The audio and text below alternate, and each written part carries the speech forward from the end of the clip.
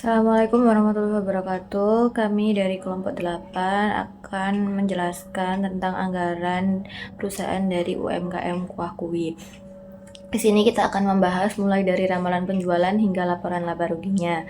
Sebelumnya perkenalkan, nama saya Bunga Alifia Putri Wijaya dengan NPM 24012010194194.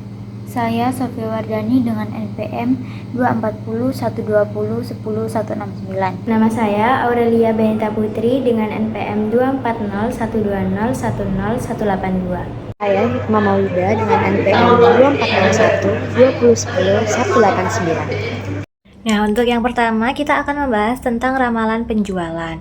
Nah, kenapa sih ramalan penjualan itu penting? Karena ramalan penjualan ini menjadi dasar untuk menyusun anggaran produksi, kebutuhan bahan baku, tenaga kerja, bahkan laporan dari laba rugi itu sendiri.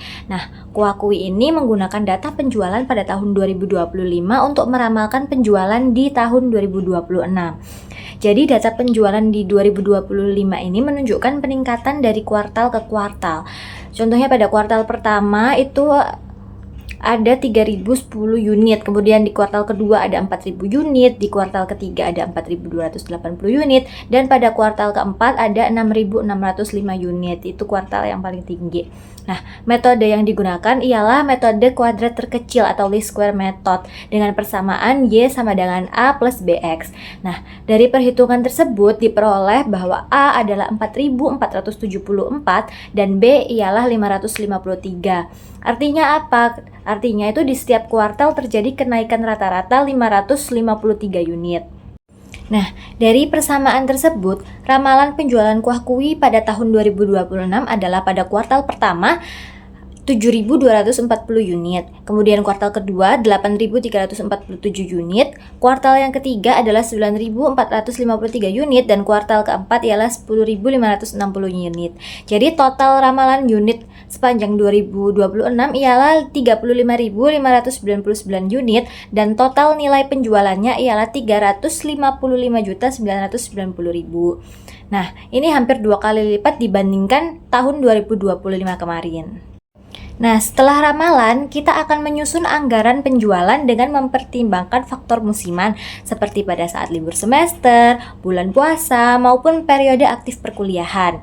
Karena Kuah Kuwi sendiri itu dekat dengan kampus PN itu sendiri. Nah, distribusi penjualan per kuartalnya ialah kuartal 1 pada bulan Januari sampai Maret ialah 10% atau sekitar 3.560 unit karena ada puasa dan juga libur. Kemudian di kuartal kedua pada bulan April sampai dengan Juni ialah 25% atau sekitar 8.900 unit. Ini tuh ramai karena setelah puasa ya. Kemudian pada kuartal ketiga ialah pada bulan Juli sampai dengan September itu 20% atau 7.120 unit. Nah, ini tuh karena libur semester ya teman-teman. Kemudian di kuartal keempat Oktober sampai dengan Desember ini tuh rame-ramenya ya teman-teman, 45% atau 16.020 unit. Nah, jadi total tetapnya ialah 35.599 unit dan total nilainya adalah 355.990.000. Kemudian lanjut ke anggaran produksinya. Untuk per kuartalnya sudah dihitung di anggaran penjualan tahun 2026. Jadi untuk penjualan ini sama seperti yang tadi. Kemudian untuk persediaan akhirnya kita asumsikan tidak ada stok awal atau akhir, yang artinya produksi sama dengan penjualan pada setiap kuartalnya, sehingga total penjualan dengan total produksi hasilnya sama. Jadi untuk tingkat produksinya yaitu sebesar 35.599 sama seperti rencana penjualan yang sebesar 35.599. Nah, anggaran produksi ini digunakan untuk mencari target penjualan untuk menentukan jumlah unit yang harus diproduksi tiap tahunnya. Nah, karena persediaan awal atau akhirnya ini 0, maka produksi itu sama dengan penjualan di setiap kuartalnya. Baik, selanjutnya adalah anggaran bahan mentah. Jadi tujuan dari sheet ini adalah menghitung berapa banyak bahan mentah yang dibutuhkan untuk memenuhi target produksi kita. Dan berapa banyak bahan mentah yang harus dibeli tiap kuartalnya, dan juga berapa sih total biaya untuk pembelian bahan mentah tersebut. Nah, komponen bahan mentah yang dimiliki oleh Kuah Kui itu ada 7 jenis. Yang pertama ada mie, kedua ayam cincang, kemudian chili oil, patty, minyak, dan pangsit, serta saus tomat. Kita mulai dari kebutuhan. Untuk menghitung kebutuhan ini, rumusnya yaitu produksi dikalikan dengan standar. Lalu lanjut ke kebutuhan sementara. Kebutuhan sementara ini adalah penjumlahan dari kebutuhan dan persediaan akhir. Kemudian untuk unit yang dibeli, rumusnya adalah kebutuhan sementara dikurangi dengan persediaan awal. Lalu lanjut ke total biaya. Total biaya ini rumusnya yaitu unit dibeli dikali dengan harga per kilonya. Misalnya di bahan mentah mie ini, untuk produksinya kita ambil dari anggaran penjualan yang sheet sebelumnya, yaitu 3.560 piece. Kemudian untuk kebutuhannya 3.560 dikalikan dengan 0,1 yang hasilnya 356.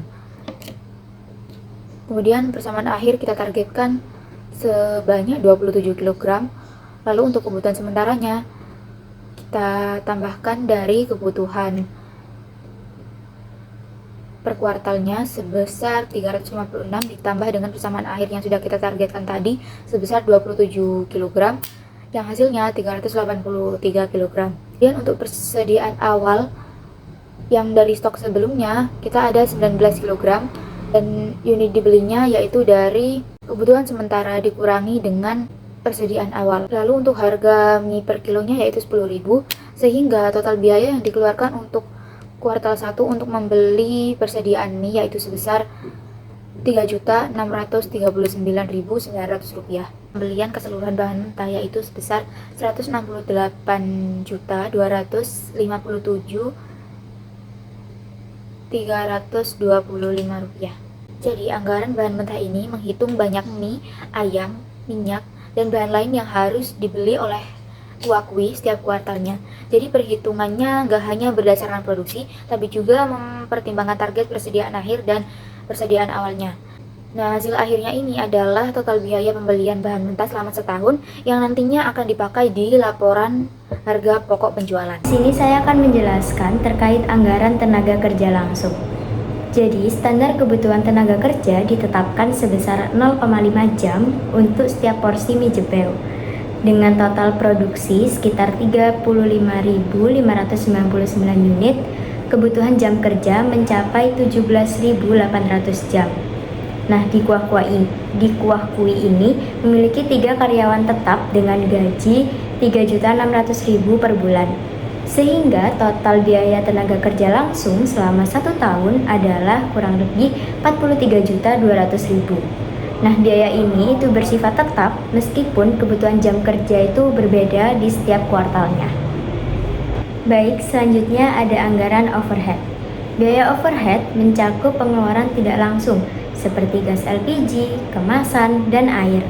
Total biaya overhead per bulan adalah 370.000. Sehingga dalam 1 tahun itu mencapai 4.440.000. Nah, dari jumlah tersebut, gas LPG menjadi komponen terbesar, yaitu sekitar 81%, karena gas LPG ini digunakan secara intensif dalam proses memasak. Baik, selanjutnya adalah harga pokok produksi.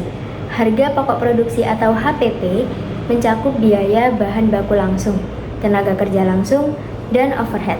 Nah, total HPP di tahun 2026 adalah Rp211.827.325 dengan HPP per unit sebesar Rp6.216. Jika dibandingkan dengan harga jual Rp10.000 per porsi, UMKM Kuah Kui ini memperoleh margin kotor 3.784 atau sekitar 37,84%. Nah, angka ini menunjukkan efisiensi biaya dan potensi keuntungan yang cukup besar. Baik, selanjutnya saya akan membahas bagian biaya operasional dari UMKM Kuah Kui.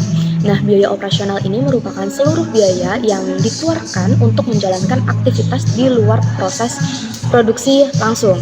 Nah, di sini kami membagi menjadi dua komponen, yaitu biaya variabel yang sebesar 323 per unit terjual. Nah, untuk biaya tetapnya sebesar 300.000 per kuartal. Nah, jika kita total nih selama 1 tahun penuh, anggaran biaya operasional di Kuah Kui mencapai 12.856.310. Nah, kalau teman-teman perhatikan di tabel, kuartal 4 ini memakan biaya operasional yang paling besar karena memang volume penjualannya yang sedang tinggi-tingginya. Sebaliknya di kuartal pertama menjadi yang paling rendah. Nah, anggaran ini tuh penting banget bagi sebuah usaha untuk mengontrol efisiensi pengeluaran non-produksi agar tidak menggerus laba bersih usahanya. Selanjutnya, mari kita lihat muara dari seluruh anggaran yang sudah kami susun tadi, yaitu laporan laba rugi. Nah, laporan ini akan memberikan gambaran real mengenai kesehatan finansial Kuah Kui sepanjang tahun 2026. Oke, yang pertama, proyeksi total penjualan kami mencapai 355.990.000.